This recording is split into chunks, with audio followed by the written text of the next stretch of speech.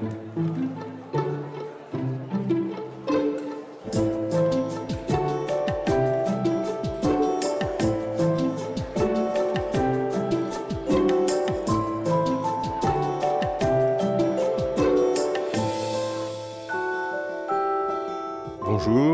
et j'en profite pour rendre hommage à Jacques-Olivier David, parce qu'il faut dire qu'il fait un travail vraiment magnifique dans cette maison. Il faut savoir que beaucoup de scolaires viennent avec les enseignants, et puis il est en charge de présenter les derniers témoins, on peut dire, et c'est toujours des séances extrêmement émouvantes. Je voudrais également, c'est très émouvant de le savoir, pardon, saluer la famille de Charles Palan, puisque j'ai rencontré la fille aînée et la petite fille. Peut-être il y en a d'autres. Voilà. Et puis rappeler en quelques mots le parcours de Charles Palan. Il était né le 27 septembre 1922, donc à Paris, fils d'émigrés juifs polonais libertaires, c'est son mot, arrivé cette même année en France.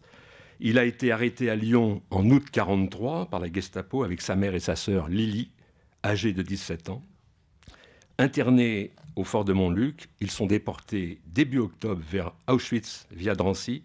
Lui seul est revenu en 1945 après avoir connu les marches de la mort et la libération à Buchenwald. Alors Jacques-Olivier l'a dit, Laurent Piolato également. Je crois au matin, donc récit recueilli par Karine Movilly-Graton aux éditions Le Manuscrit. Et voilà ce que Charles aimait à faire figurer sur sa carte de visite. Donc je lui laisse la parole. Membre de la Commission nationale consultative des droits de l'homme, vice-président de l'Union des déportés d'Auschwitz, administrateur de la Fondation pour la mémoire de la déportation. Et parlant de son récit, Charles disait, écoutez bien, « J'affirme ça et là des convictions. Aucune n'est combinatoire. Je le fais avec la fermeté d'une main tendue, ouverte et franche. Je déteste la main molle. » Alors je voudrais rappeler, c'est une circonstance vraiment inouïe, c'est qu'au fond, vous le savez, dans cette maison, il y a donc des lectures de noms de déportés des convois marquant le 75e anniversaire donc de l'année 43. On a commencé donc évidemment dans l'année 42. On se retrouve ici au mémorial pour une introduction historique en général faite par Serge Klarsfeld. Et ensuite, les descendants et les proches des convois lisent les noms donc des déportés. Et cela se tient donc à chaque fois qu'il y a un départ de convoi. Et le prochain départ se tiendra donc le 7 octobre à midi, ici, cérémonie à la mémoire des déportés du convoi 60, et c'était le convoi de Charles Palan. Alors, dans le prolongement de ce que vient de dire Laurent... Oui, non mais... Je voudrais quand même introduire quelques mots.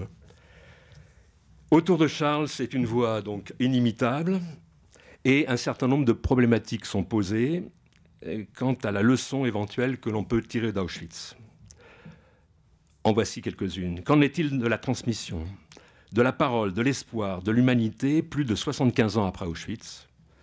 Dit-on donc dans la présentation de l'ouvrage, Croire au matin, en ajoutant ceci qui me semble important. Lorsque l'analyse historique et la politique ont échoué à faire barrage à la barbarie, à vaincre l'obscurantisme, et j'ajouterais, aujourd'hui, on le sait très bien, l'antisémitisme, ne reste-t-il pas la création littéraire et des écrivains pour défendre la liberté de penser, de vivre et même d'aimer? Ainsi sont posées les problématiques autour de la littérature comme entité se saisissant du témoignage des survivants, comme ce fut le cas avec Charles Palan, avant qu'il nous quitte, d'où la responsabilité éthique pour coller au plus près de la vérité, savoir être suffisamment créatif pour rendre le réel encore plus visible. Et ce qui est remarquable dans le projet concocté par Laurent, c'est la pluralité des voix, des auteurs, que je vais vous présenter dans un instant. Chacun d'eux croise leurs réflexions leurs expériences et leurs attentes avec Charles Palland, réunis par d'identiques valeurs de respect, de dignité, d'humanisme. Ils relèvent, on peut le dire, le défi de la littérature pour que vive et se transmette la mémoire en faisant rebondir à l'infini la voix de celles et ceux qui ont été les témoins, les rescapés du plus grand crime de masse que l'humanité ait eu à subir. Et la voix de ces témoins survivants se doit être éclatée, c'est-à-dire diffusée en autant de résonances éveilleuses de conscience pour qu'elles survivent et pour qu'à notre tour, nous en assurions le relais aux générations futures. Et c'est du reste ce que souhaitait Charles Palland, puisque je l'ai reçu aussi à de nombreuses reprises dans mon émission, et il ne cessait de dire « je m'adresse aux jeunes ».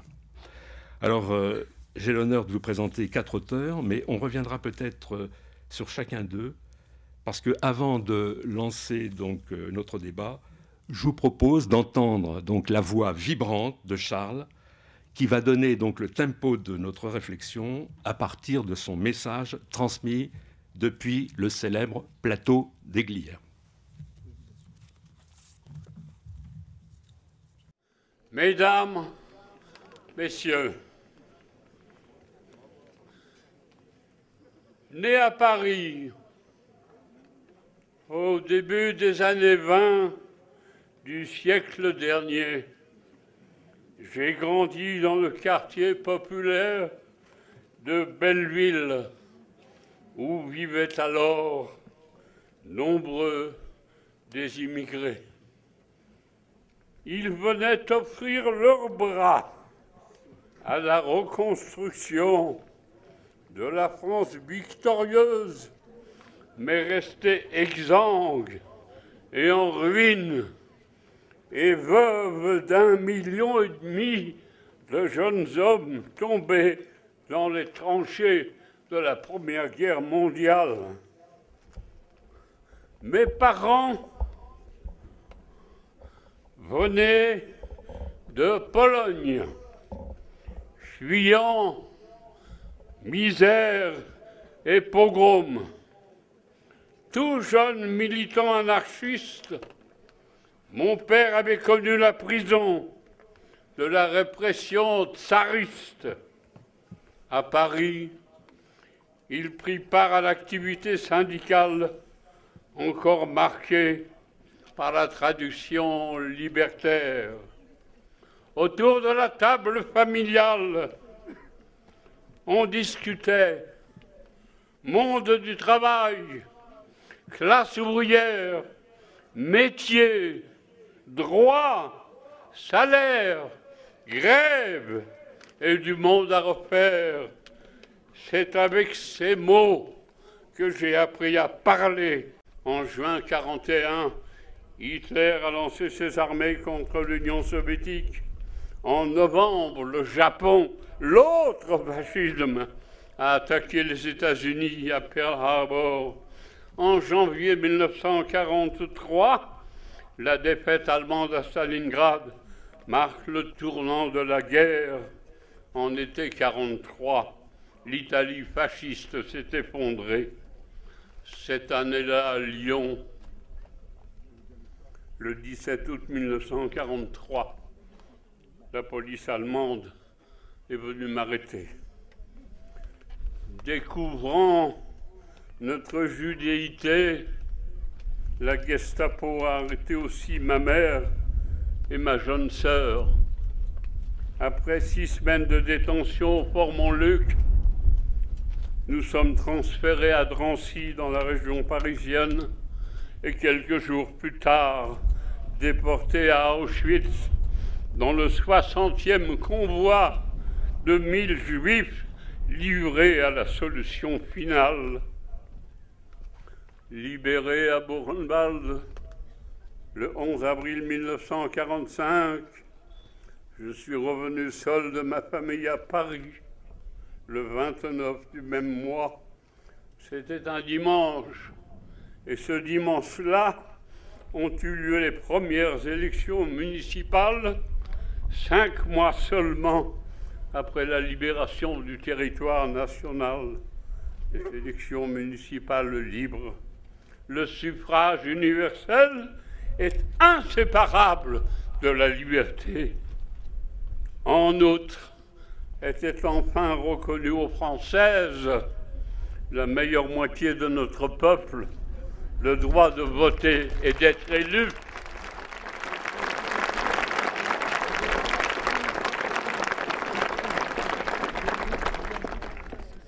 J'avais 23 ans, je pesais 40 kilos.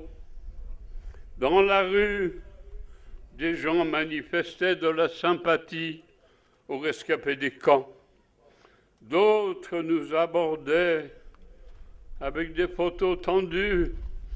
Avez-vous connu? Avez-vous connu? Comment dire la vérité? Comment ne pas dire la vérité? Et à qui dire la vérité?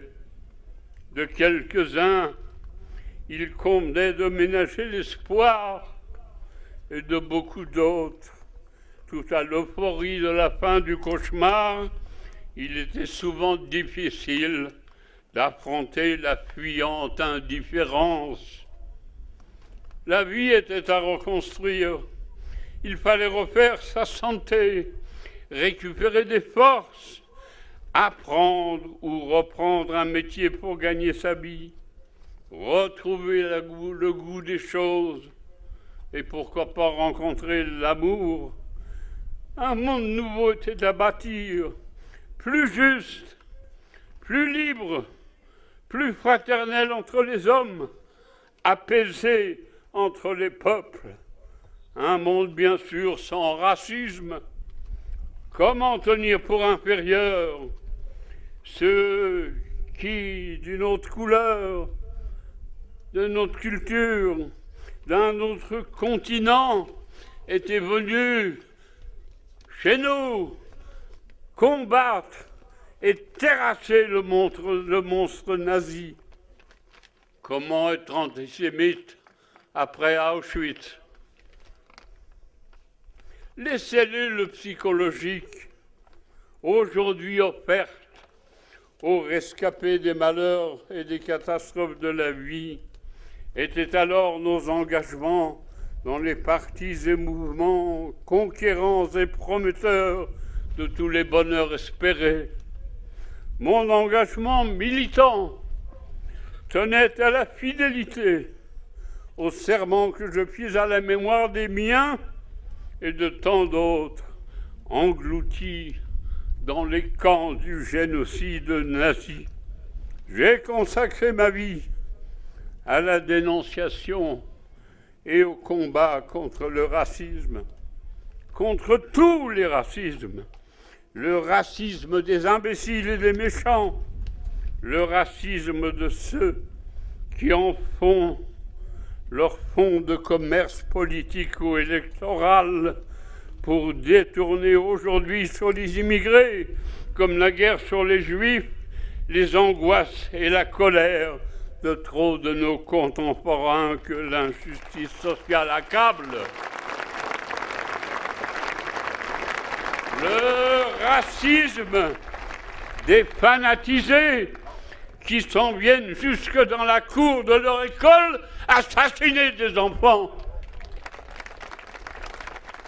Résistants d'hier, résistants d'aujourd'hui, à côté de ce monument à la gloire des combattants du plateau des Glières, que nous disent ces héros? Ils nous disent: nous ne sommes pas morts, nous vivons en vous, qui poursuivez les luttes pour l'émancipation humaine. Un homme disait, Maxime Gorky, ça sonne fier. Soyons fiers d'être des hommes. Bonheur et longue vie à tous.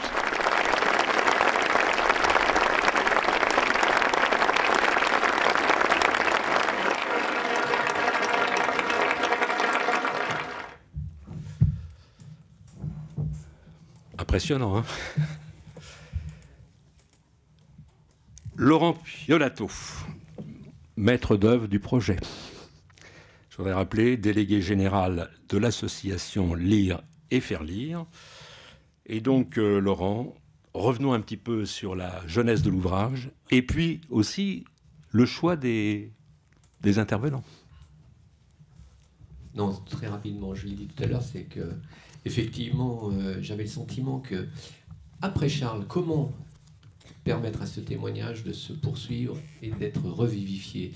Comment, au-delà du témoignage qu'il avait donné, lui, de sa vie, il pouvait y avoir, pour la littérature, un sujet, mais avec toute l'ambiguïté qu'il y a dans cette terminologie. Comment ne pas faire de la littérature? Parce qu'on a lu que pour certains témoins, il s'agissait, lorsqu'ils témoignaient, de ne pas faire de la littérature. Et qu'est-ce qu'il y avait derrière ce terme-là, ne pas faire de la littérature? Quels pouvaient être les droits et la puissance aussi de la fiction pour faire qu'en sorte, les témoignages restent vivants. Voilà, c'est ça l'enjeu. Voilà. Et je vous remercie vraiment d'avoir pris ce pari. Alors, il faut répondre à ma question. Le choix des écrivains. L'amitié. L'amitié. Oui. Comme l'amitié que tu avais tissée avec Charles. Ça paraît simple. C'est l'essentiel.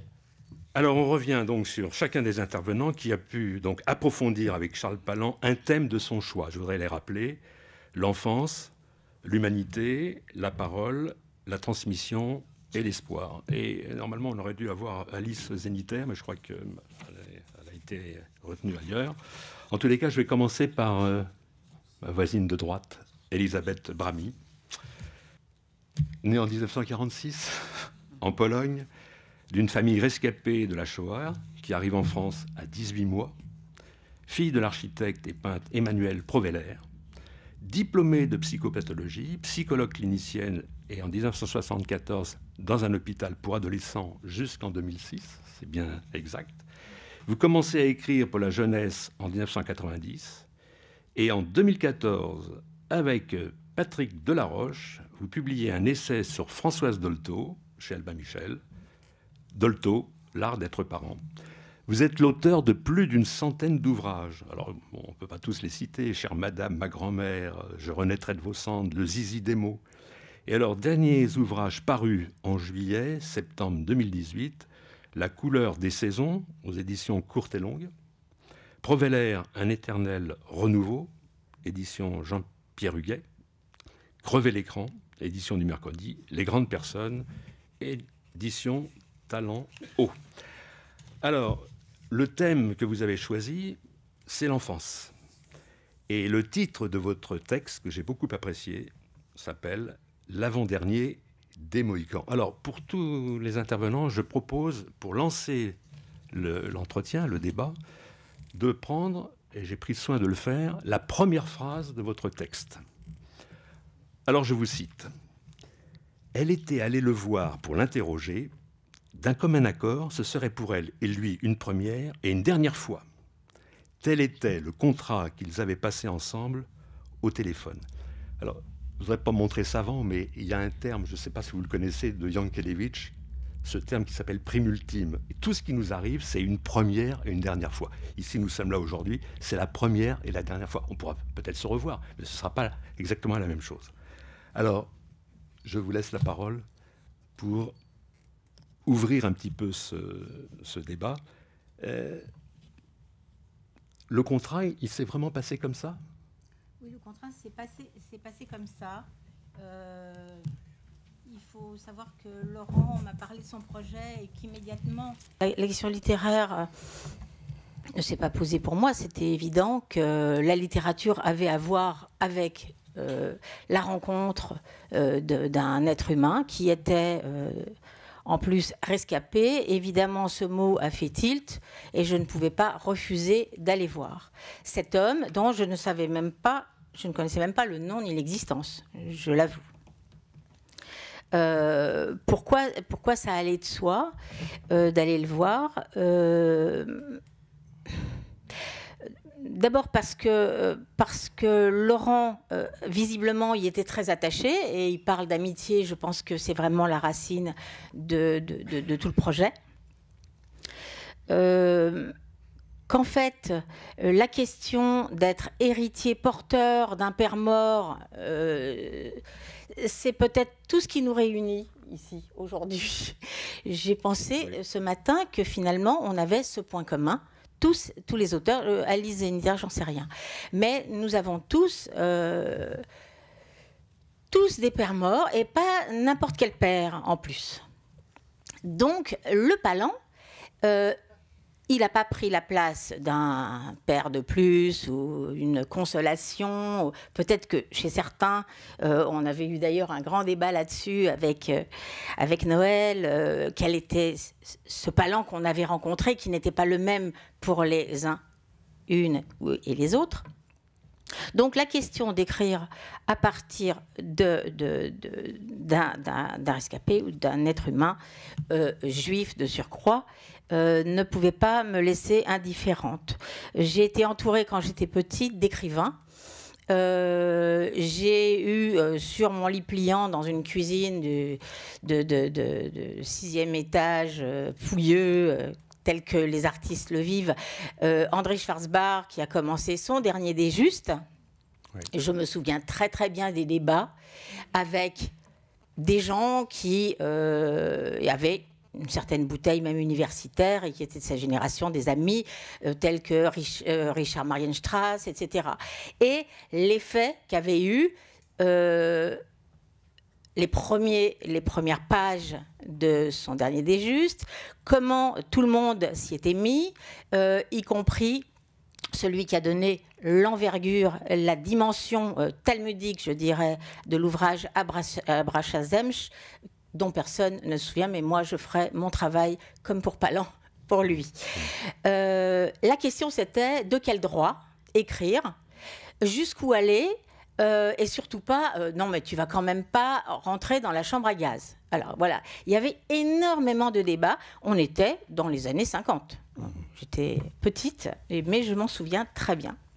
Donc, en tant que devenue écrivain, en tant que juive, en tant que fille d'artiste, et en tant que fille de père mort et de mère morte, j'avais toute raison d'aller voir ce Charles Palan. Je ne savais pas si ça allait coller.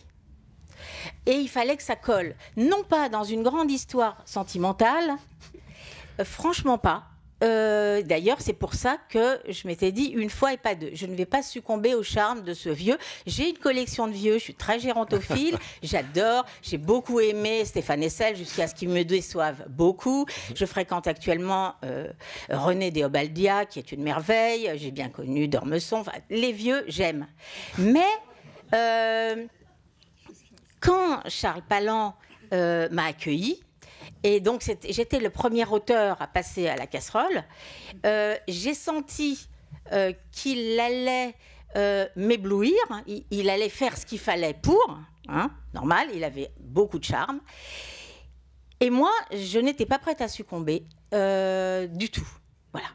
Et en fait, ça a duré 2h15. Pendant 2h15, il m'a fait un grand numéro bien rodé qui ne m'a absolument pas touchée. J'ai trouvé qu'il mettait énormément de temps à arriver au mot juif, de la même façon que ça me choque à chaque fois que je vois ce déglière-là. Et je trouve qu'il met énormément de temps à dire le mot, d'ailleurs il y a des judéités.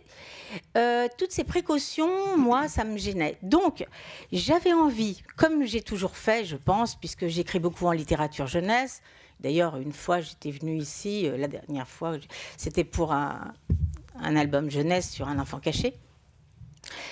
Je me suis dit, la seule chose qui m'intéresse chez lui, c'est l'enfant.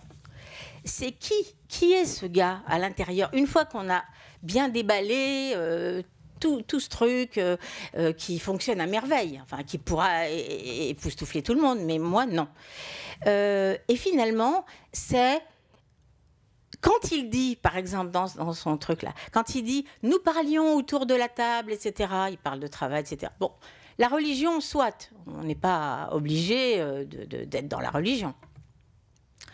Encore que, je vais vous faire une toute petite incise, je me suis dit, c'est quand même assez formidable que cette date, qui pouvait être périlleuse parce que vous pouviez avoir autre chose à faire, soit dédiée à Charles. Bon, la religion, c'était pas ses oignons, moi, c'est qu'à moitié. Mais c'est ce fameux moment où le livre des vivants est ouvert. Nous qui sommes écrivains, on a affaire au livre sans arrêt. Et là, on a affaire à quelqu'un de mort qu'on a voulu mettre de gré ou de force pour le faire survivre dans un livre, un grand livre, et un Calmen Lévy en plus, c'est pas si mal. Voilà. Vous permettez, parce que je vous en prie. C'est formidable ce que vous êtes en train de dire, parce que moi je vous prends à la page 40, ouais. Et il y a le voile qui va se déchirer bientôt. Palan, bon, vous me dites que c'est un nom polonais non francisé, soit, mais Charles, qui se cache vraiment derrière ce Charles ?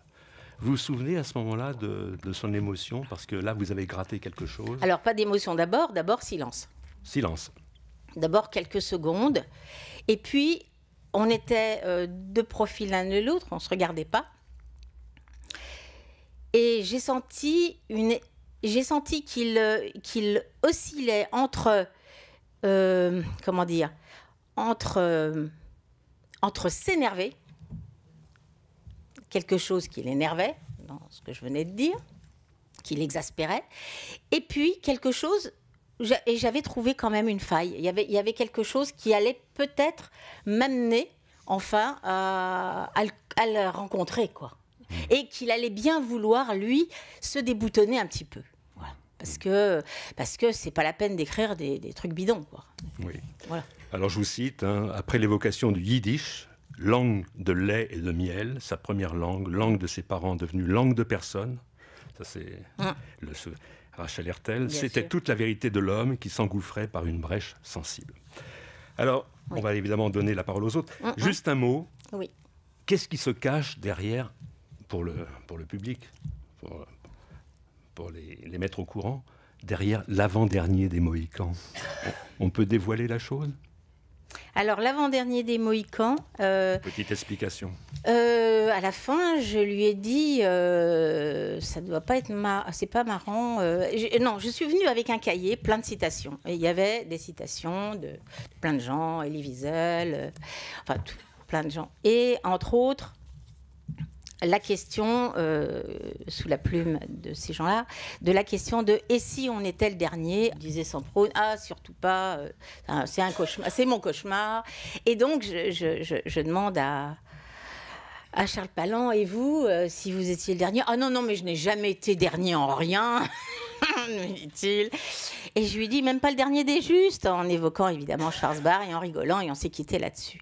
Et puis, je me suis engouffrée dans le métro et je me suis aperçue qu'en fait, c'était cette question du dernier qui m'avait amenée jusqu'à lui, que depuis que j'étais petite, mon père, d'ailleurs, je sors un bouquin sur mon père, là, et dans une interview, il explique comment il s'est considéré les 3/4 de sa vie comme le dernier Proveller, le dernier du nom, que moi, fille unique, bon, évidemment, j'avais foiré que le nom, là. Et en fait,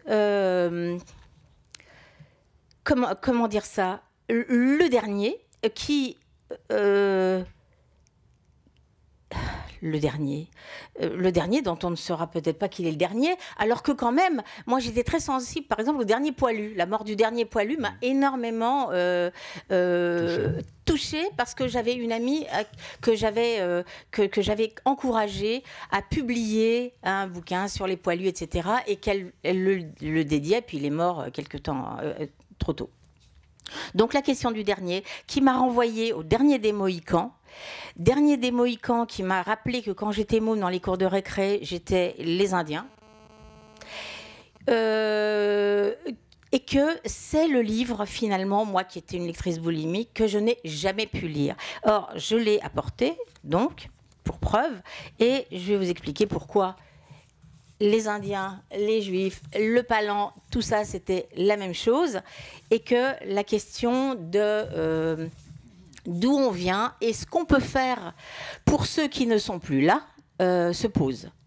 Voilà, alors on trouve ça dans les premières pages. J'avais dû tomber là-dessus et j'avais refermé le bouquin, je n'ai jamais lu ce livre.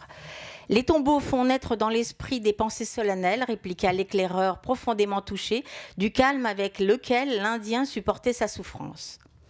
Et ils aident souvent un homme dans ses dans ses bonnes intentions. Et pourtant, moi, je compte que mes os blanchiront sans sépulture ou seront rongés par les loups, mais on trouvera ceux de votre race qui sont allés rejoindre les leurs il y a de cela tant d'étés. Où sont les fleurs de ces étés-là, tombées une à une? C'est ainsi que tous les miens sont partis, un par un. Pour la terre des esprits, je suis au sommet de la colline, c'est à mon tour de descendre dans la vallée, car mon fils est le dernier des Mohicans. Voilà, alors chacun son tour, moi je vais descendre aussi dans la vallée, et les livres nous survivront, on espère. Très bien. Je me tourne vers Noël Châtelet. Je voudrais rappeler qu'elle est femme de lettres, maître de conférences à l'université, comédienne. Rappeler le prix Goncourt de la nouvelle en 87, prix Renaudot des lycéens en 2004. S'il y a des erreurs, vous me le dites. En 1976, vous avez soutenu une thèse de doctorat 3e cycle en sociologie, le corps à corps culinaire, images et institutions, sous la direction de Gilles Deleuze. Auteur de romans, nouvelles, récits, textes critiques, films documentaires. Rappelez les œuvres principales, Histoire de bouche en 86, La femme coquelicot, La dernière leçon en 2004 au Seuil, Madame Georges, La dame en bleu, 96 chez Stock. Et le dernier ouvrage, suite à la dernière leçon, en 2017 aux éditions Point. Et je vais vous faire une confidence publique. Il nous arrive d'avoir des larmes à la lecture d'un livre. Je me souviens combien votre livre sur votre mère m'avait bouleversé et que les larmes ont coulé toutes seules. Je crois que je ne suis pas le seul. Alors, Noël Châtelet, vous, votre thème porte sur la parole, avec le titre du texte, L'avocat de l'indicible. Et pour respecter donc notre protocole, je vous lis la première phrase, je cite la première phrase. La voix, 3 points de suspension. Rien n'est plus vivant que la voix. Ne dit-on pas d'une personne qui vient de mourir, sa voix s'est tue. Et là, on a entendu Charles tout à l'heure. Je crois qu'effectivement, quand on a entendu Charles, la voix de Charles, elle nous habite, quoi. Oui. Pardon, Elisabeth, mais moi, cet homme m'a ému. Mais oui, Cet homme m'a ému, et ce qui était formidable dans le projet de Laurent, c'était non seulement de nous réunir pour écrire sur Charles Palland, mais de nous réunir en tant qu'écrivains. C'est-à-dire qu'on avait le droit, dans cette rencontre et après la rencontre, dans la manière dont on allait formuler tout cela, d'entrer dans une forme de fiction, ce que tu as fait très bien, et ce que je n'ai pas fait moi d'ailleurs d'une certaine façon. Mais vous avez vu tout à l'heure cet homme, moi à chaque fois que je le vois, pardon, j'ai la larme à l'œil, mais j'ai la larme à l'œil aussi parce que il a fait écho, cet homme, tu parlais des pères, à mon propre père. Bien sûr. Qui est né à la fin du 19e siècle et qui a été un grand militant pacifiste et qui nous a permis, avec ma mère, sage-femme, effectivement, cet tablé extraordinaire où nous refaisions le monde, nous les 4 enfants, avec eux, sur des questions qui portaient sur des grandes questions de l'humanité. Toujours. On avait toujours, même en pension à 10 ans, quelque chose à dire sur l'injustice, par exemple. Des choses comme ça. Et la manière dont il parle, non seulement m'a fait penser à ma mère, mais je l'ai vu, cet homme, comme un homme-parole, si je puis dire les choses comme ça. C'est-à-dire, j'ai eu l'impression que la parole était dans à la fois sa mission, mais aussi son être profond. Il est parole. Il est parole sans doute, et là ça rejoint l'enfance peut-être, parce que à 13 ans, son père meurt et qu'il est obligé de prendre la parole à sa place, de diriger la maison. Et il entre donc dans le travail à ce moment-là, et il devient le premier militant syndical des maroquiniers quand même, à 13 ans. À 13 ans. Il voulait devenir avocat, eh bien il va le devenir. J'ai dit l'avocat de l'indicible, mais il y a du disciple dans l'indicible aussi, et il l'a bien prouvé. D'une certaine manière, il va devenir avocat, mais il va devenir avocat non pas de quelques personnes comme ça qui vont se démultiplier dans son bureau, mais l'avocat de l'humanité tout entière, avec ce dont elle a besoin de droits, de devoirs, et de vigilance, parce que la vigilance est le mot fondamental autour duquel tourne Jacques Pallon. Alors, il a pris la parole, il est devenu parole, et avec un lyrisme que vous avez tous vu, avec un sens de la persuasion, avec une voix vibrante, théâtrale, avec un humour aussi, avec une émotion absolument indissociable de sa personne. Et d'une certaine manière, il a été le plus grand avocat des avocats, puisqu'il dit d'ailleurs à 91 ans encore, « Ma voix est à peu près tout ce qui me reste ». Et, ajoute-t-il, ma voix au sens de la pensée. Et il cite volontiers dans la rencontre que nous avons eue Aristote en disant l'homme est un animal doué de pensée. Et dans l'histoire de Pallon, la parole a joué un rôle essentiel. Pas seulement pour raconter après, mais y compris pendant l'enfermement, y compris pendant ses luttes au Parti communiste, à l'UMRAP, etc. Il a utilisé la parole comme un lieu d'humanité pour se préserver de l'animalité. Et le but des tortionnaires des camps, c'était bien de transformer en animaux les hommes. Et à chaque fois qu'il a pu, il a tenté de déroger à cette obligation et à maintenir son état d'homme. Et son état d'homme, c'était de parler. Comme il parle à Montluc, quand tout à coup on déverse des tombereaux de salade sur les prisonniers, et qu'il dit à ses copains de chambrée, et il a 20 ans à ce moment-là, « Vous allez me laver cette salade. Nous ne sommes pas des chiens, nous ne sommes pas des lapins, nous sommes des hommes. » Et à chaque fois qu'il a dû dire « nous sommes des hommes », la parole était là, bien sûr. Elle était essentielle, elle était exemplaire, elle le dominait, elle dominait tout le monde, et elle provoquait des choses extrêmement étonnantes, comme le fait d'avoir pu survivre à ce SS qui, parce qu'il l'a fait rire au moment où il faisait le tri entre les prisonniers, il a fait rire un SS. Il a fait rire un SS avec une blague, avec des mots, et c'est grâce à ça qu'il a pu survivre. Qu'il n'a pas été du mauvais côté du choix. Et puis cette parole, elle revient sans arrêt. Elle revient quand il parle avec un ami de chambrée qui lui dit qu'il va mourir et qui lui dit « raconte-moi des plats » et qu'il raconte des plats qu'il mangeait quand ils étaient en famille, etc.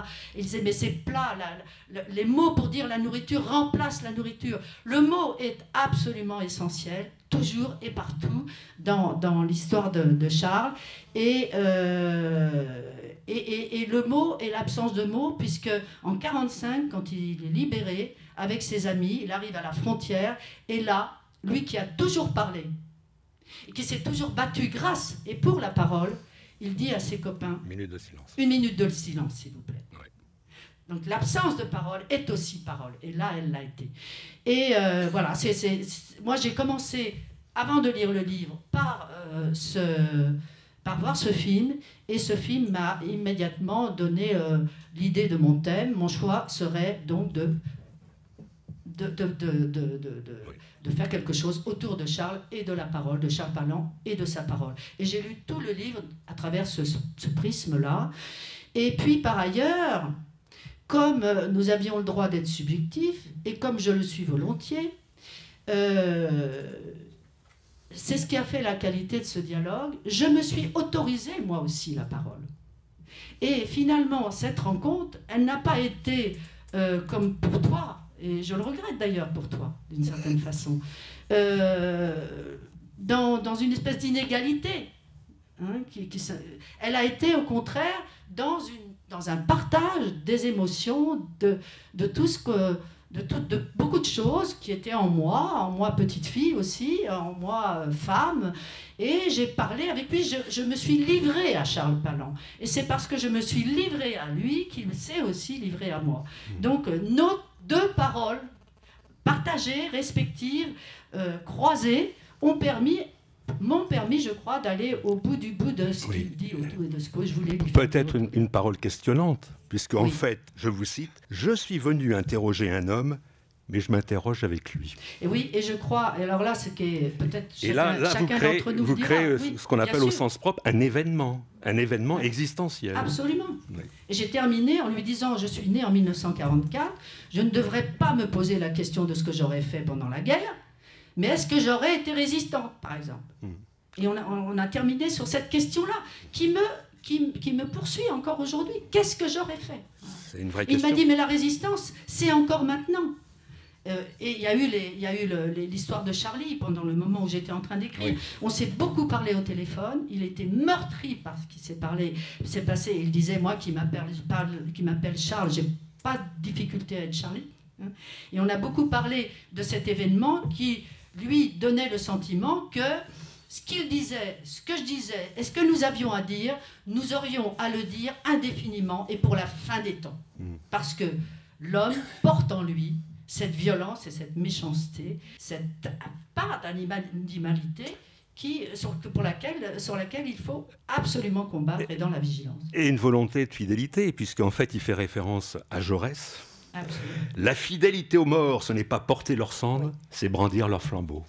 Et il se méfiait, pardon de te dire ça aussi, Elisabeth, mais il se méfiait de la bonne conscience qu'il y a à célébrer, et de recélébrer, et recélébrer encore, etc.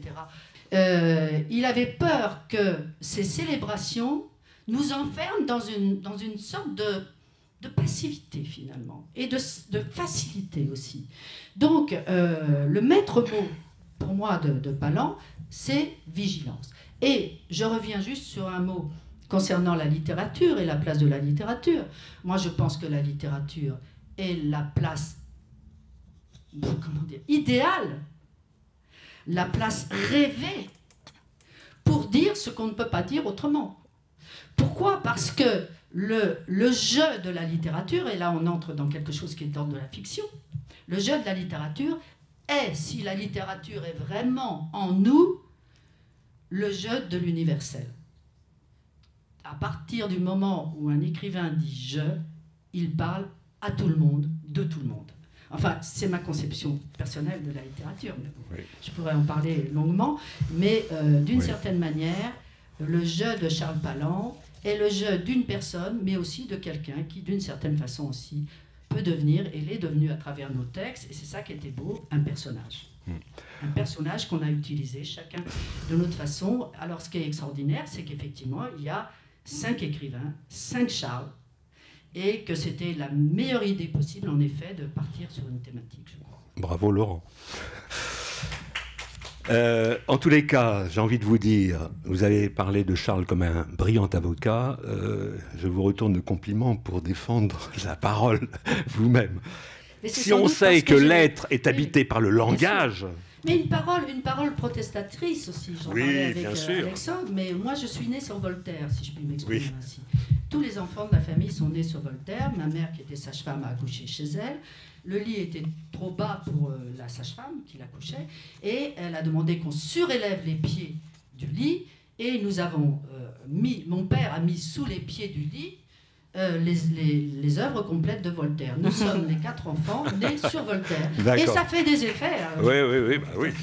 Merci. En tous les cas, je passe maintenant la parole à Alexandre Jardin. Je vais présenter, né en 1965, écrivain, cinéaste, on peut dire aussi pamphlétaire, fondateur en 2015 du mouvement citoyen Bleu, Blanc, Zèbre, à l'origine de l'association Lire et Faire Lire, prix du premier roman, Bille en tête, prix Femina, Le Zèbre, œuvre principale, je les donne assez vite, Bille en tête, Fanfan, le roman des Jardins, Le Zèbre, autobiographie d'un amour, des gens très bien. Et là, j'ai un souvenir vraiment éblouissant avec vous quand je vous ai reçu dans mon émission, parce que c'est un livre qui vraiment nous prend aux tripes, quoi. et j'en garde un souvenir encore très très vivace aujourd'hui. Vous êtes diplômé de sciences politiques, chroniqueur au Figaro, dernier ouvrage, Ma mère avait raison, en 2017, chez Grasset, et dernier livre à paraître, Double cœur chez Grasset. Alors on respecte le protocole, votre thème vous porte sur l'espoir, titre du texte, Le fabricant d'espoir, et première phrase. Charles Palland a couru le risque d'être vivant quand d'autres restent au bord de la vie. Et quand on lit votre texte, on voit que vous avez passé vraiment un moment très agréable avec Charles Palland. Vous êtes d'accord ? Anormalement vrai. Anormalement vrai. C'est vrai que lorsque Laurent m'en a parlé, j'ai dit oui assez vite parce que j'ai toujours eu un problème avec la réalité. Et l'idée de rencontrer quelqu'un qui n'avait pas pu faire autrement que de la rencontrer m'intéressait énormément. Et puis, c'est vrai que vous avez parlé des gens très bien. D'entrée, quand je l'ai rencontré, je lui ai dit tout de suite, voilà, on ne va pas tourner autour du pot. J'ai un petit problème familial. J'ai un grand-père qui était directeur de cabinet de Pierre Laval. Et on va tout de suite dire les choses. Et il a éclaté de rire. Et il m'a dit, j'ai moi-même des ancêtres qui ont dû, il y a un certain temps, tremper dans l'assassinat du Christ.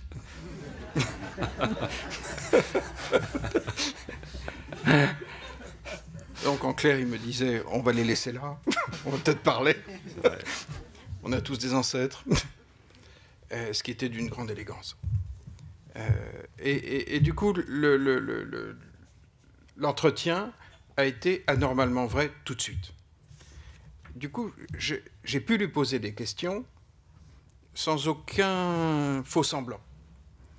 Et toutes ces réponses étaient factuelles, simples, et à chaque fois, il me donnait un point de vue que je n'avais pas vu. Et quand je lui ai demandé, par exemple, comment il était venu au communisme, il m'a parlé des marques, de l'affichage des marques à Auschwitz. Et il m'a dit, mais c'était un complexe industriel, et sur les bâtiments, il y avait les noms des marques, Krupp, etc. Donc, on savait pour qui on mourait, pour quelle marque. Et c'était visible. Et j'avais en face de moi un homme qui ne se racontait pas d'histoire, qui me racontait des faits. Il me parlait du nom des marques qui étaient affichées. Et j'ai le souvenir d'avoir rencontré quelqu'un, et ce qui a été pour moi une énigme, d'anormalement tendre, à partir du moment où on était complètement vrai. Quand je dis anormalement tendre, pendant tout l'entretien, je ne comprenais pas comment quelqu'un qui était passé par là n'avait pas débranché une partie de sa sensibilité, ne l'avait pas abdiqué. Alors, c'est peut-être ce que tu dis, c'est peut-être sa fréquentation des mots, mais ça a été un entretien très tendre, extrêmement bienveillant. Je lui ai pas mal parlé de ma famille, notamment après avoir éteint l'enregistrement, et je n'ai pas compris comment on pouvait traverser ça et ne rien débrancher de soi. Et c'est vrai que je n'ai pas eu du tout le rôle que tu as eu pendant 2 heures. J'ai eu quelqu'un d'absolument vrai. On a beaucoup parlé d'amour, de son couple. Oui.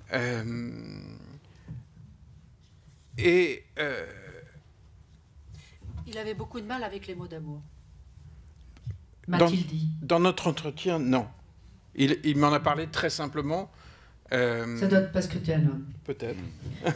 Peut-être. Mais cette histoire des marques à Auschwitz, c'est emblématique de la totalité de notre entretien. C'est-à-dire qu'il n'interprétait pas ce qu'il me... Il me parlait de faits. Et quand on s'est séparés, je me suis dit, tiens, je viens de vivre 3 heures réelles. Absolument réelles, avec quelqu'un qui n'a aucune difficulté, en face de moi, à fréquenter la totalité de ses émotions, avec une puissance, une qualité de présence tout à fait anormale, Et lorsqu'à la fin, à la fin du discours, il dit « Soyons fiers d'être des hommes ». J'ai le souvenir, en allant décrocher mon scooter, de m'être dit « Waouh, c'est pas mal d'être un homme ». Lorsqu'on court le risque d'une absence totale de faux semblants. Et je ne m'attendais pas à ça, à ce degré. Laurent m'avait prévenu, il m'avait dit tu vas voir, tu risques de ne pas sortir indemne. C'était vrai. Voilà. Il y a aussi des jeux de miroir, hein. C'est-à-dire que bon, quand on se trouve en présence d'un personnage qui a le sourire facile, la glace se brise aussi, hein. Et puis, il a vu un interlocuteur qui était attentif. Parce qu'il y a une chose extraordinaire, moi j'ai trouvé ça formidable. Quand vous sortez de chez lui, je vous lis, en sortant de chez lui, il pleuvait, mais je croyais au soleil. Il faisait froid, mais j'avais chaud. D'où vient que certains êtres deviennent, malgré l'hostilité du sort, des fabricants d'espoir, des immortels. Donc. Mais parce que j'ai vraiment eu c'est une belle leçon, ça, c'est extraordinaire. Sentiment, c'est-à-dire qu'on pouvait traverser l'impensable et conserver une puissance d'humanité tout à fait normale. Je ne sais pas s'il se comportait constamment comme ça. Je ne sais pas si c'est lié à notre présence, enfin à notre alchimie, mais ça s'est passé comme ça. Et la question, est-ce qu'on peut écrire ? Est-ce que la littérature peut rentrer dans n'importe quel sujet ? C'est la question du mentir vrai. On a le droit d'utiliser le mentir vrai, à condition qu'on aille vers le vrai. Et c'est vrai que je n'ai pas eu envie de passer par de la fiction, parce que je m'étais trouvé en présence d'un type anormalement vrai.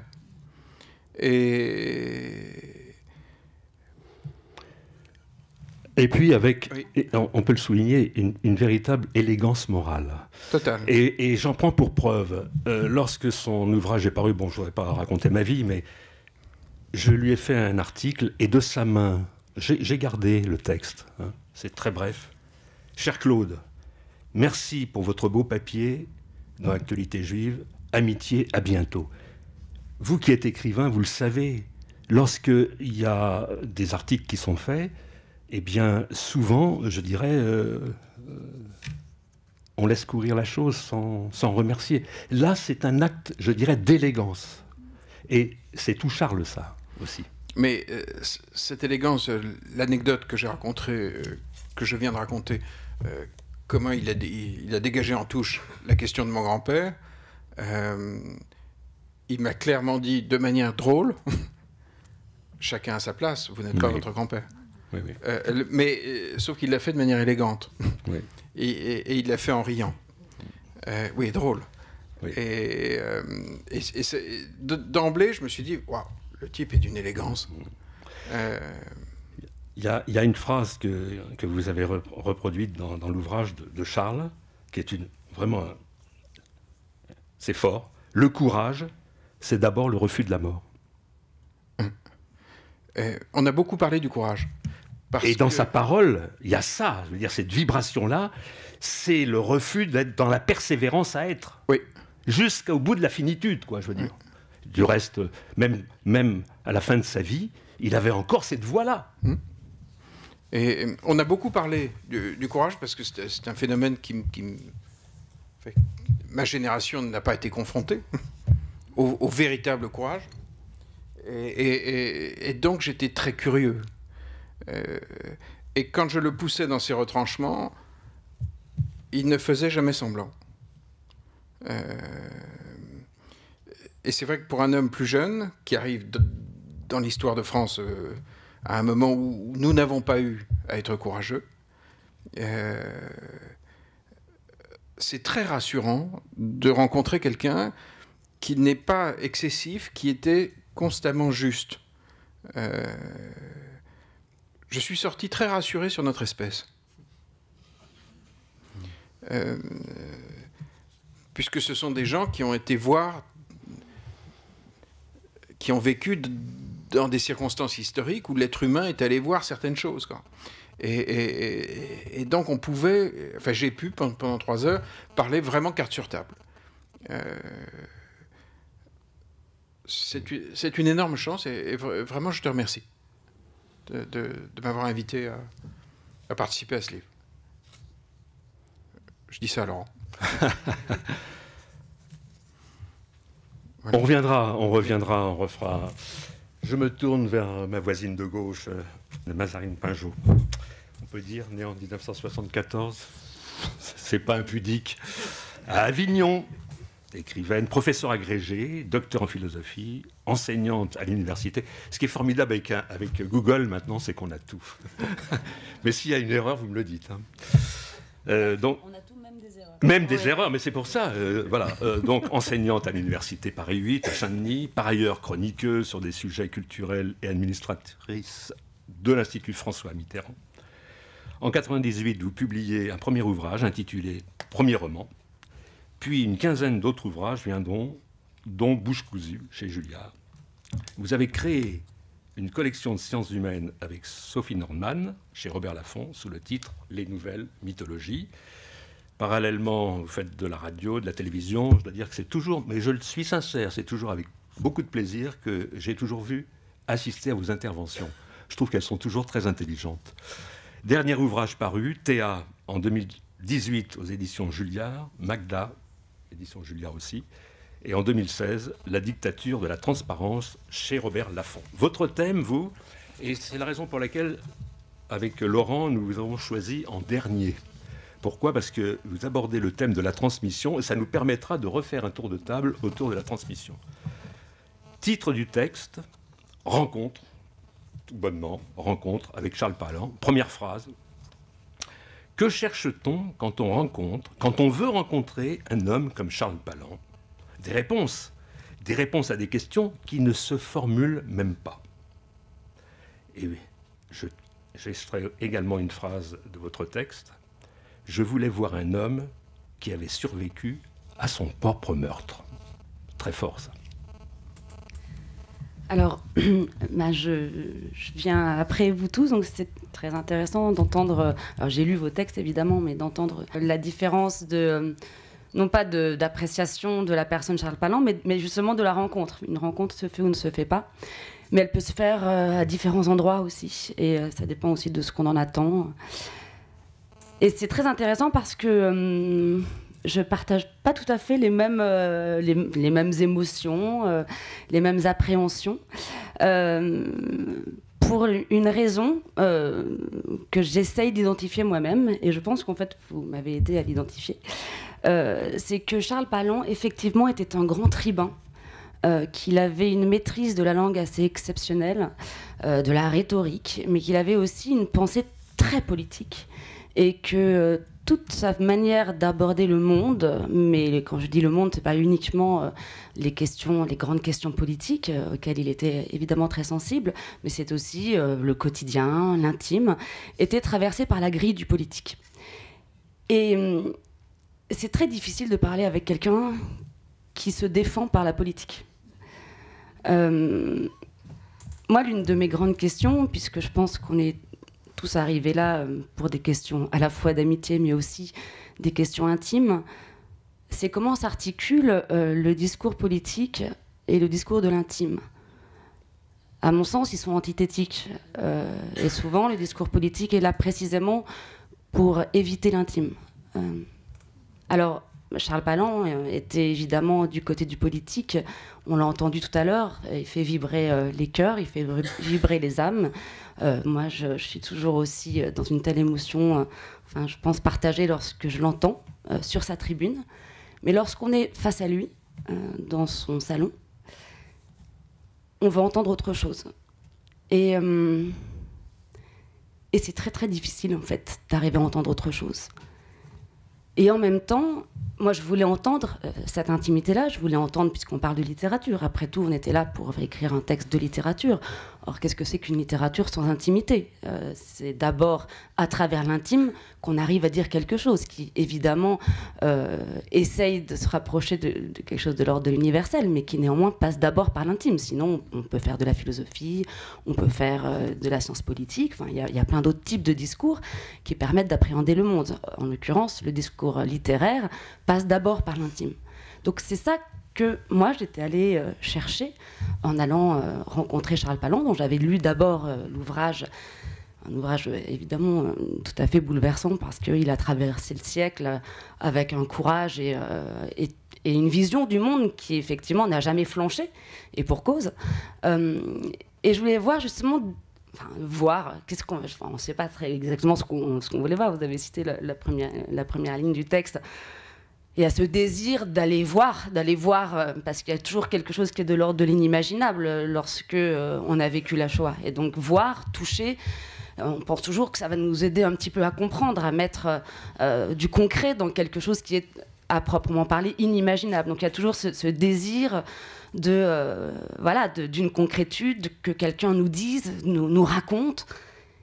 Et le récit qu'il livre dans son ouvrage comme en vis-à-vis, c'est un récit qui est reconstruit. Alors c'est très compliqué à dire, mais c'est un récit qui s'inscrit déjà dans une histoire. C'est un récit historique, mais affleure très très peu son jeu personnel, justement. Et je me suis dit ensuite, mais pourquoi est-ce que je veux entendre sa voix ? Après tout, est-ce que c'est pas une violence d'aller lui demander de parler, lui, en tant que tel, sans les oripeaux du discours politique qui, évidemment, l'ont aidé à survivre ? Et la question, ou les questions qui se sont posées par la suite, c'est dans quelle mesure cette grille de lecture qui, lui, effectivement, avait très concrètement permis de survivre, y compris pendant le camp, puisqu'il était encore résistant à Auschwitz. Il avait organisé, enfin, il faisait partie d'une organisation politique à Auschwitz même. Donc, y compris au cœur même de la déshumanisation, il y avait encore ce combat, il était encore dans cette action-là. Je me suis dit, mais si on enlevait cette chose-là qui avait été en fait son moyen de survivre, qui avait été la seule possibilité pour lui de continuer malgré tout à donner du sens dans un monde qui manifestement n'en avait plus, alors pourquoi vouloir aller chercher cette voix intime, celle qui sans doute avait été évacuée pour des raisons de survie. Enfin, il n'avait pas eu le choix de continuer de l'entendre. Alors à certains moments, mais vous l'avez évoqué aussi, cette voix-là, celle de l'enfant, sans doute, celle des nuits aussi, des cauchemars, affleurés.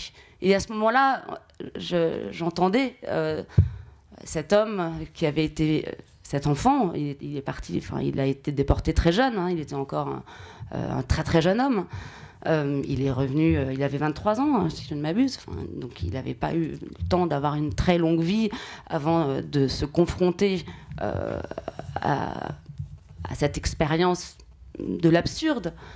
Eh bien, malgré tout, le rêve, le moment où se libère en fait une forme d'inconscient, où le contrôle par la rationalité politique, par l'intelligence. C'est un homme extraordinairement intelligent. Le moment où tous ces carcans qui sont à la fois inestimables, puisqu'ils lui ont permis d'être effectivement un grand tribun, un grand défenseur des droits de l'homme, on ne peut pas lui reprocher. Eh bien, néanmoins, ces outils-là qui lui ont permis de transmettre quelque chose sont aussi les outils qui l'ont empêché, il me semble, de transmettre quelque chose. Alors c'est pour ça que j'ai intitulé, enfin, je me suis intéressée surtout à la question de la transmission, puisqu'il était question de voix, il est question d'histoire et de mémoire, il est question de littérature qui, précisément à travers l'histoire, cherche à interroger la mémoire. Or, il n'y a pas de mémoire autre que subjective, elle passe nécessairement par un jeu.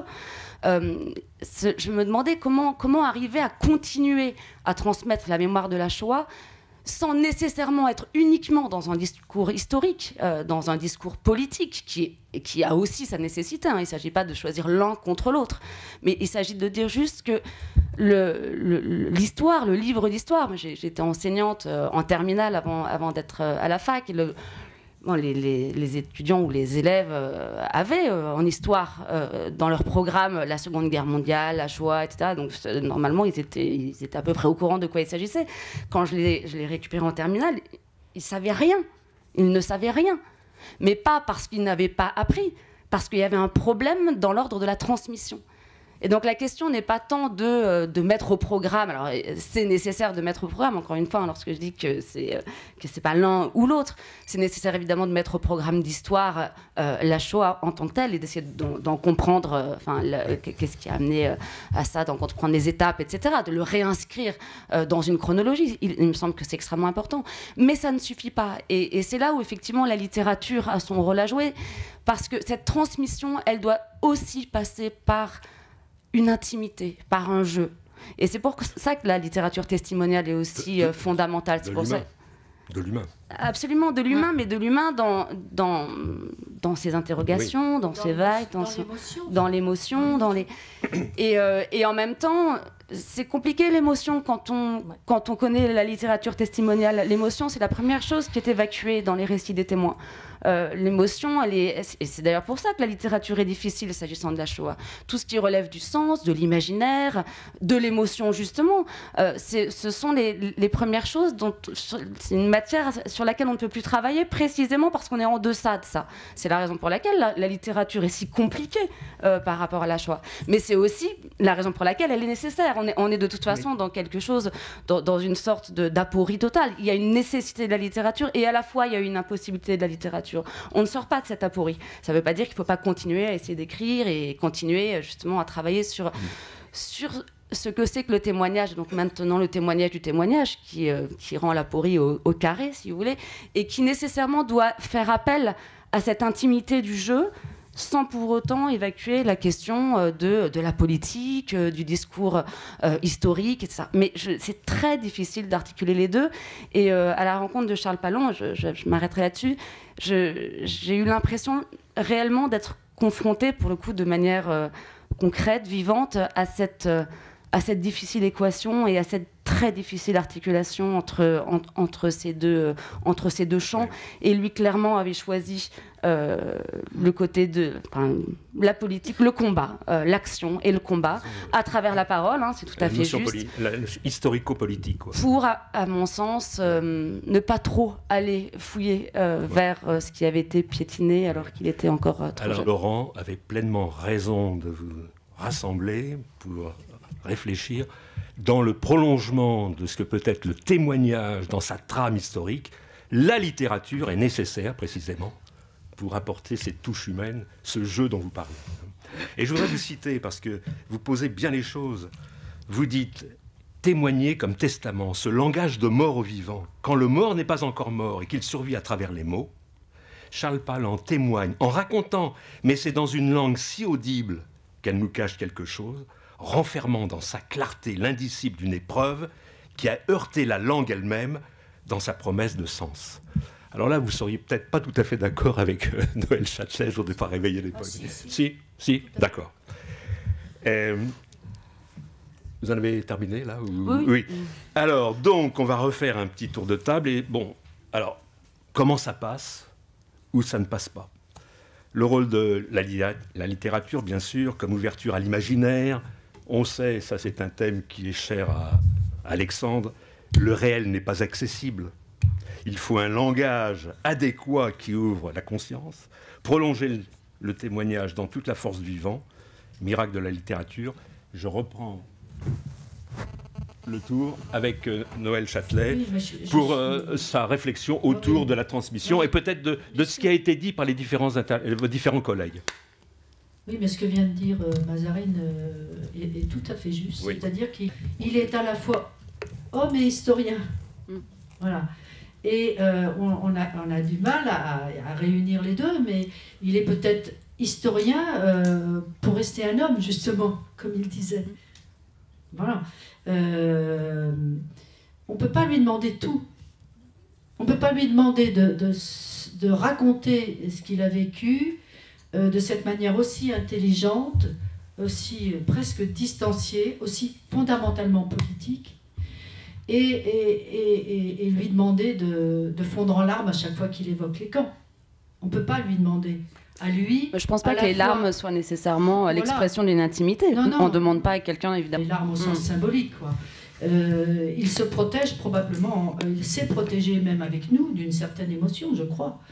C'était peut-être à nous de la faire venir pour entrer avec notre propre subjectivité dans ses défenses, en quelque sorte, objectives. Tu vois ce que je veux dire, Mazari, hein, voilà. Et c'est ce qu'on a tous tenté de faire, finalement. On s'est un peu, enfin, au moins toi aussi, Alexandre, un peu mise à nu pour lui permettre une mise à nu. Mais on a, sur la Shoah, on voit tout le travail qui a été fait par les historiens. On en a beaucoup reparlé cet été à travers la mort de Simone Veil. Pardon ? Simone Veil. Non, et de Simone Veil et de Claude Lanzmann. On a perdu les deux. En quoi les historiens sont nécessaires et en quoi ceux qui entrent par une autre porte que l'histoire complètent en quelque sorte la vision historique. Et on peut dire que Lanzmann, en faisant entrer la subjectivité d'une manière aussi éloquente et impressionnante, a peut-être apporté beaucoup plus que tous les historiens de la Terre sur la question de la Shoah. Parce qu'il a permis à ces personnes, qui étaient des personnes, justement cette dimension de l'émotion que l'historien ne peut pas se permettre.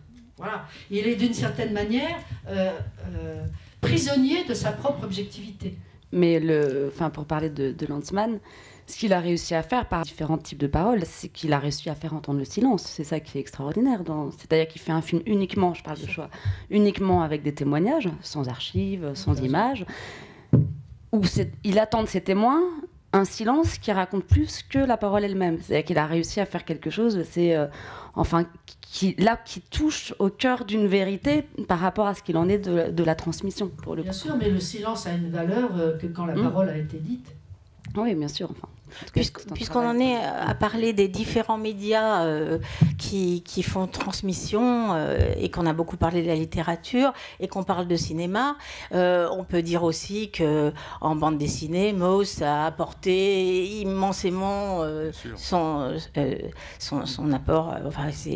On peut parler aussi de Guernica, la peinture, et je reviens à mon père pour une fois, parce que je sors de bouquins avec lui. Et donc, je vous apporte une petite citation de ce qu'il disait, parce que ce qui m'a beaucoup plu dans ce que tu disais, et à la fois étonné, c'est que apparemment, tu rencontrais pour la première fois quelqu'un qui est passé par le feu, là, comme ça, et qui a gardé sa faculté d'amour et de tendresse. Et moi, je n'ai fréquenté que ça quand j'étais môme, parce que de toute façon, tous les rescapés que j'avais sur mon lit pliant et tout ça, ou ils se sont flingués très vite, ou ils ont survécu, ils sont devenus des gens incroyables. Incroyables. Donc, mon père faisait partie des incroyables. Nous avons tous des pères incroyables, vous avez remarqué. En tant que peintre, puisqu'il peignait, il disait, mon but est de... Et vous allez voir, c'est du Palin, en fait. Hein, c'est croire au matin. Mon but est de sortir du chaos tragique du passé vers l'apaisement, la contemplation, une certaine joie qui vaut encore la peine d'être vécue. Voilà. Bon, ça, c'est une parole d'artiste, mais voilà, l'artiste, il a sa place. Et l'historien ne peut pas l'apporter de la même façon. On a tous lu, enfin j'espère, et puis si vous ne l'avez pas lu, tant mieux, parce que c'est le Daniel Mandelson, Les Disparus. Bien sûr. Bon, là, on voit très bien comment, en plus, c'est un nouveau genre qu'il a créé, qui est à cheval entre l'historique et la littérature, et qui est totalement littéraire en même temps, et dans lequel il y a ce jeu qui est tellement incroyable qu'il y met sa peau, quoi. Ce Daniel Mandelson, il y met sa peau, et qu'il a sauvé avec ces 10 personnages de sa famille totalement inconnue dont il parle, les 6 millions de juifs qui sont les nôtres, enfin tous. Hein. Donc oui, il y a une certaine force. La littérature, elle a sa force particulière. Elle a le langage. C'est pas moi qui vais dire le contraire avec Dolto dans mon bagage. Voilà. Mais je pense qu'il y a plein d'autres arts. Quand on voit Giacometti, bon, on sait de quoi on parle. Enfin, mais en fait, je crois que... Enfin, pardon, oui. je t'interromps. La question de la littérature... Enfin, c'est pas la question de la littérature en général. Non. C'est plus la... Et ça concerne les autres arts. C'est plus la question de la représentation. Qu'elle touche la littérature, donc la fiction. Est-ce qu'on peut fictionner là-dessus? La peinture, le cinéma, est-ce qu'on peut représenter? Est-ce qu'on peut mettre une caméra dans la chambre à gaz? Enfin, je veux dire, c'est cette question-là qui se pose. C'est pas tant le fait d'avoir... Enfin, parce que le témoignage, lui, a donné lui-même à une littérature à proprement parler, qui est la littérature testimoniale. Mais là, on n'est pas dans la fiction, bien que Georges Semprin, lui, milite pour qu'il y ait un peu de fiction dans le témoignage. Mais là, c'est à l'intérieur même du témoignage, comment arriver à rendre plus juste et plus compte dans sa vérité même, l'expérience qu'il a pu vivre. Donc, c'est pas tant une question de littérature en général que de fiction en réalité et de représentation. Oui, puis alors ça me fait penser à La douleur de Duras. Enfin voilà, une entrée très particulière, mais tellement essentielle dans l'os, quoi. D'un moment qu'on n'a pas tous vécu, mais où on est complètement immergé, qu'on le veuille ou non. Ouais. Alexandre Jardin. Pendant que tu parlais, Mazarine, je me suis demandé pourquoi moi je n'ai pas eu droit aux politiques. Ah oui. Lorsque je l'ai rencontré. C'est vrai. J'ai vraiment vécu totalement autre chose. Et pourtant, ce que tu dis correspond. Tu as vraiment vécu ça pour moi. Et je pense que la transmission a pu avoir lieu parce que j'ai commencé par parler de moi. C'est-à-dire qu'à partir du moment où j'entrais sur ce terrain, c'était plus possible de godiller. Et en fait, pour que la transmission ait lieu, il faut qu'il y ait le risque d'un jeu. Absolument. Sinon, on a le droit à la mécanique qui se met en route naturellement, quoi. Oui. Surtout chez quelqu'un qui a une pensée politique. Et c'est quelque chose que j'ai vécu très souvent après avoir publié Des gens très bien. À partir du moment où vous dites « je », pas la France, hein, mes grands-pères, brusquement, vous avez absolument accès au jeu des autres. Et j'ai le souvenir d'un coup de fil très long de Lanzmann qui m'a appelé après avoir lu Des gens très bien. Et j'avais son jeu au téléphone. Hein. Et tout à coup, d'ailleurs, j'ai beaucoup mieux compris le film Shoah, parce que je me suis dit, un type qui a une telle capacité à pas du tout esquiver, quoi, et esquiver ses émotions au bout du fil, il a dû parler comme ça aux gens. Donc même dans les moments de silence, c'est lui, sa manière d'être très particulière, qui déclenche ça. Parce qu'il introduit la subjectivité, quoi. Mais il introduit la sienne, quoi.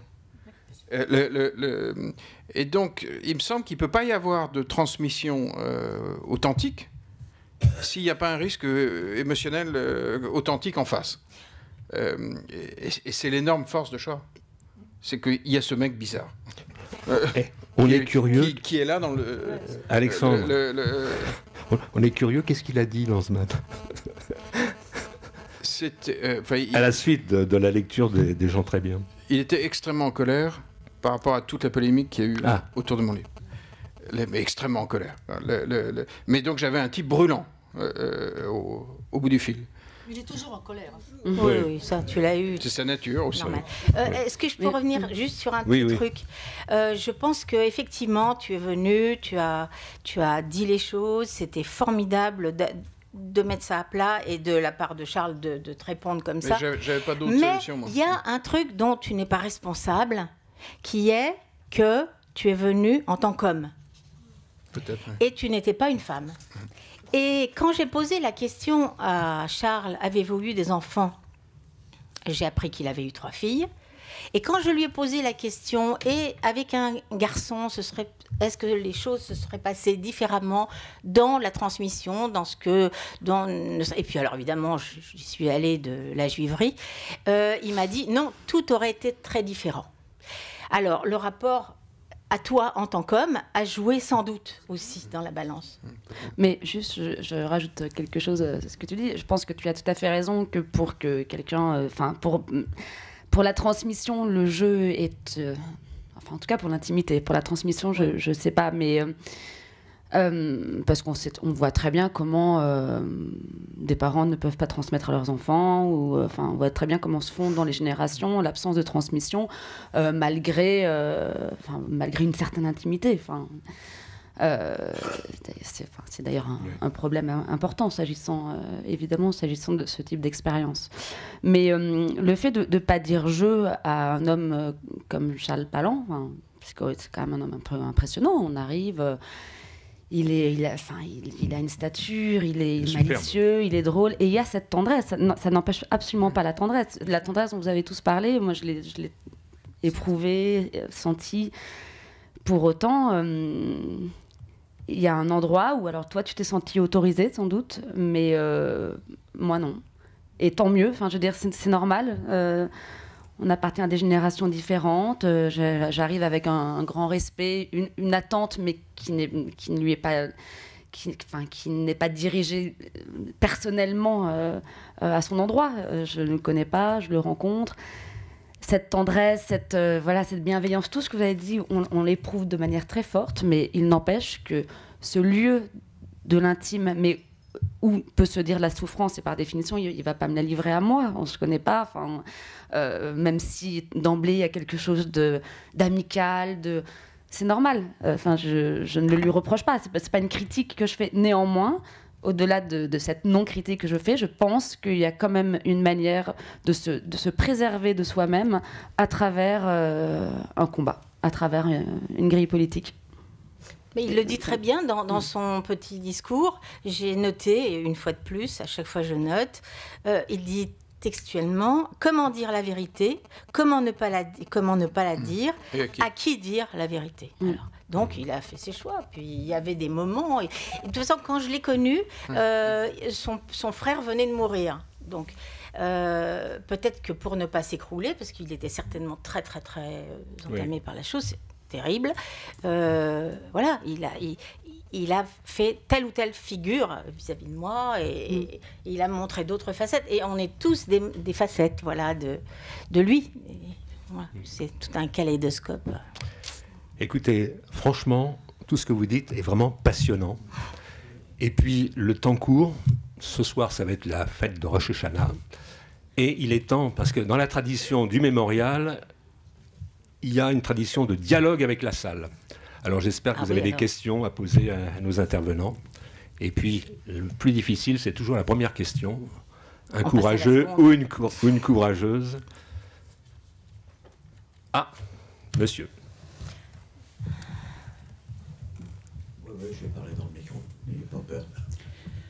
Je voudrais vous soumettre... J'ai très bien connu Charles Palan. Pas dans sa vie politique, dans sa vie privée, mais très très bien. Pendant 65 ans,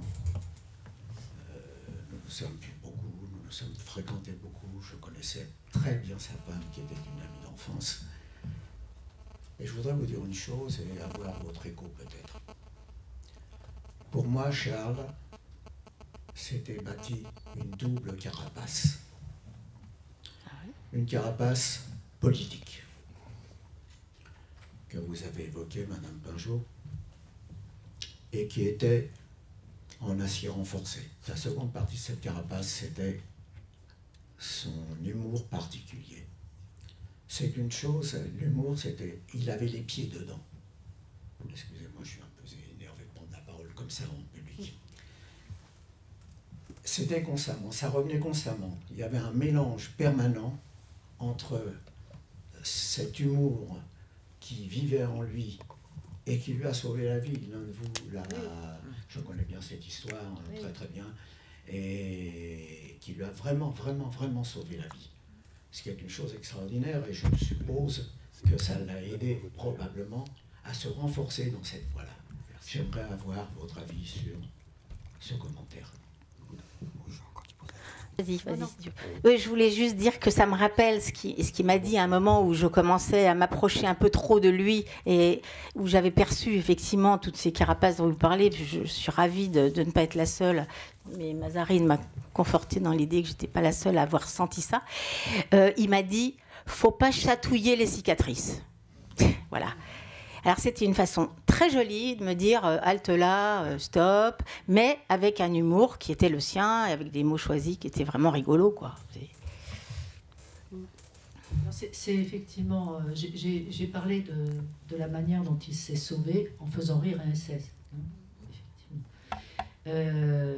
en insistant sur cette phrase d'Aristote de l'animal doué de langage.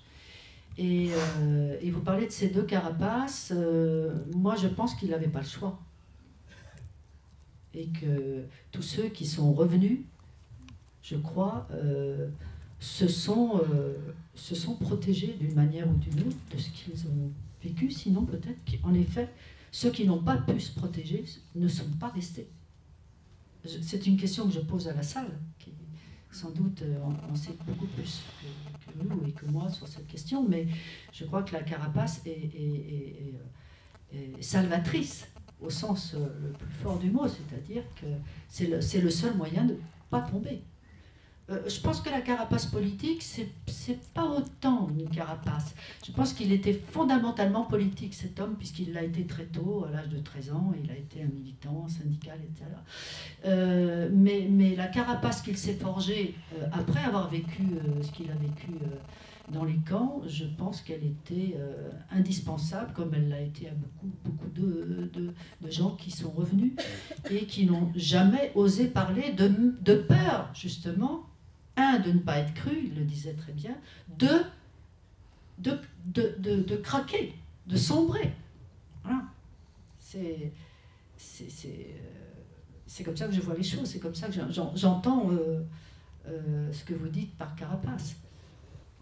Ça marche ou pas? Oui, c'est bon. Pierre Mérin, du MRAP, Mouvement contre le racisme et pour l'amitié entre les peuples. Il y a une dimension chez Charles qui n'a pas été évoquée par aucun d'entre vous, à part Noël Jacquet qui l'a vaguement évoqué, c'est le combattant antiraciste qui a été de lui, et qui a fait de lui le fondateur et un des présidents de ce qu'on appelait avant, à l'époque, mouvement contre le racisme, l'antisémitisme et l'antisémitisme, qui fête bientôt d'ailleurs ses 70e anniversaire. Il a été, dès l'âge de 16 ans, 17 ans déjà, membre de la LICA. La LICA a explosé après la guerre et est devenue la LICRA d'un côté et le MRAP de l'autre. Et il a été à la tête de ce mouvement antiraciste pendant de très nombreuses années. C'est vrai. Et du reste, à la CNCDH, il a été représentant du MRAP. Et il a surtout aussi été à plusieurs reprises, en tant que président du MRAP, en tant que co-président ou responsable du MRAP, à la tête de mouvements et d'entretien avec le gouvernement, notamment sur la loi contre le racisme en 1972, qui a débouché sur une des lois les plus construites en Europe contre le racisme. Donc ça, c'est un premier élément que je voulais évoquer. Et à cet égard, parce qu'il se trouve que je suis avocat également, j'ai eu l'occasion de demander à Charles de venir témoigner dans des procès. Notamment, je pense à un procès, souvent je donne cet exemple parce qu'il était effectivement tout à fait... il illustrait parfaitement et la faconde et l'humour de Charles. Un procès Garaudy. Garaudy, il avait été poursuivi par plusieurs associations antiracistes, dont le MRAP. Et c'est justement pour... le MRAP que... Monsieur, non, parce que mon rôle n'est pas facile, je suis obligé d'être un commissaire de police. Soyez gentil, peut-être qu'il y a d'autres questions. Non, mais il n'a pas terminé. Là. Oui, non, on est d'accord. Non, mais c'est pour une question. Non, alors... le procès Garaudy est un procès difficile parce que Garaudy était un homme habile et il avait effectivement, lui, la volonté d'en découdre avec des associations antiracistes. On lui reprochait des propos négationnistes sur le show business, pour laquelle du reste il a été condamné en première instance en appel et son pourvoi a été rejeté, donc totalement définitivement. Et Garaudy voulait en découdre. Et il voulait en découdre avec des associations antiracistes. J'ai demandé à Charles de venir témoigner, il a pris la parole. Il a pris la parole et pendant 20 bonnes minutes, il a témoigné d'une manière totalement, vraiment extraordinaire, avec beaucoup de faconde, mais pas seulement, beaucoup d'émotions, où le jeu politique, militant antiraciste, et se croisait avec le jeu de l'intime, quand il a parlé de sa sœur, de sa mère, en indiquant qu'il avait tout de suite demandé à ceux qui l'entouraient où étaient-elles, et qu'on leur montrait, la fumée qui sortait d'un des fours crématoires. Et là, effectivement, le jeu de l'intime et le politique, le militant antiraciste se croisaient d'une manière assez singulière et remarquable, avec en plus un talent oratoire extraordinaire qu'il avait, à tel point que tout le monde est venu me féliciter parce qu'il est parti tout de suite après, et j'ai usurpé son talent et l'éloquence qu'il avait eue à cette occasion-là. Il avait été très fort. Deuxième point, très rapide. Deuxième point que je voulais évoquer par rapport à ça, donc procès en justice comme transmission des valeurs, transmission de la mémoire. Procès Papon, ça a été un procès extraordinaire aussi pour cela, et le procès Garaudy également. Le négationnisme, c'est une des manières sophistiquées de l'antisémitisme, la plus sophistiquée de l'antisémitisme, et le fait que des témoins et puis que la justice ait pu passer, c'est resté dans les mémoires de la justice, et je pense que c'est un moment très important de transmission également de la mémoire.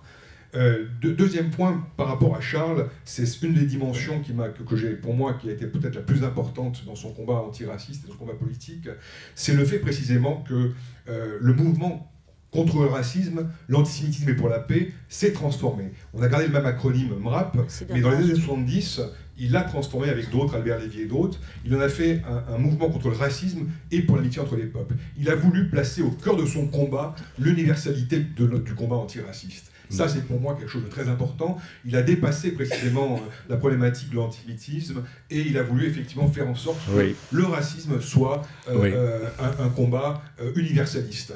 Et je dois dire que ça a été extrêmement courageux et qu'il a tenu très bon jusqu'au bout. Et ça a toujours été effectivement une des dimensions de sa part qui, pour moi, a été un des moments les plus forts de ses interventions, ce combat antiraciste.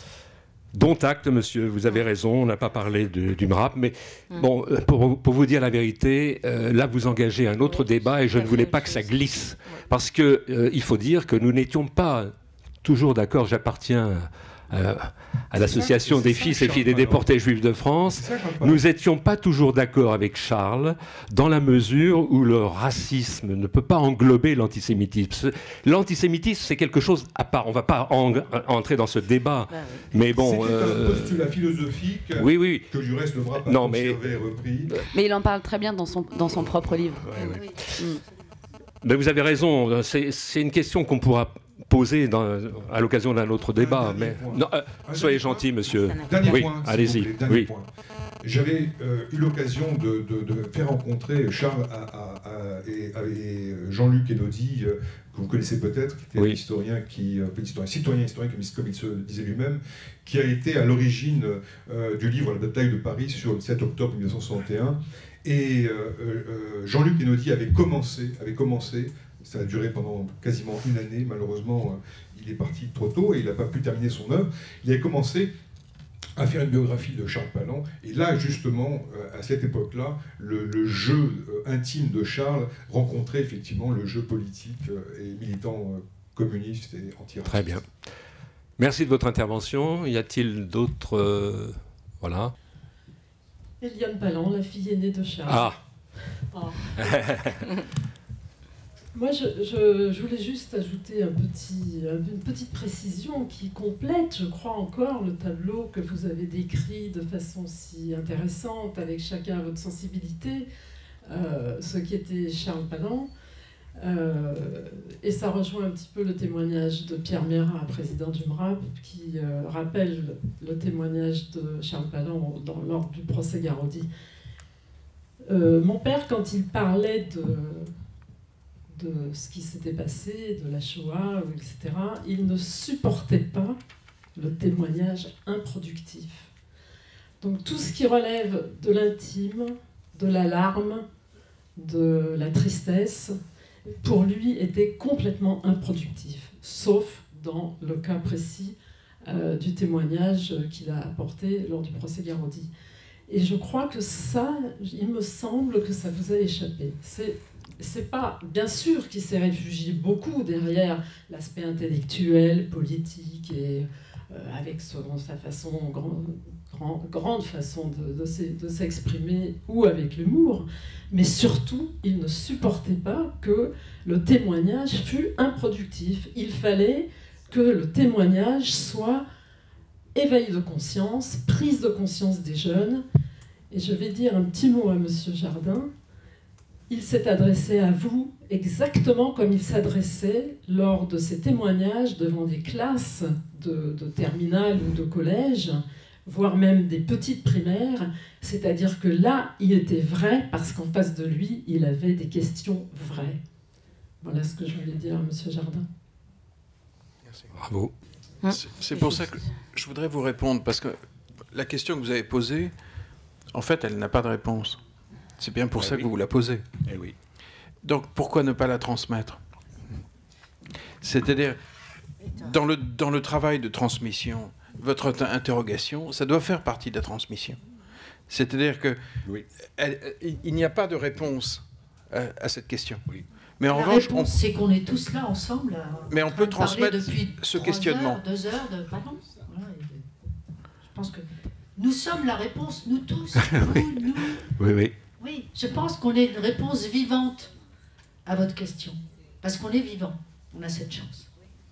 Alors, je voudrais vous rappeler que vous pouvez écouter le témoignage de Charles en ligne. Bien sûr, il a été filmé à de nombreuses reprises, notamment pour l'exposition Dernier témoin en 2004 par MK2. Voilà, donc n'hésitez pas à l'écouter. C'est un témoignage qui dure plusieurs heures. Voilà. On peut se retrouver maintenant à la librairie autour du livre. Et puis, permets-moi de remercier tout le monde. Vous avez été particulièrement attentifs. Ça a été... Et puis, alors, on a eu une séance vraiment magnifique. Et on vous souhaite Shana Tova, comme on dit chez nous, à Gitiour. Voilà. Et merci à Noël Châtelet, merci à Alexandre Jardin, Elisabeth Bramy et Mazarine Pinjou. Merci beaucoup. Merci à Laurent Piolato et Jacques-Olivier David.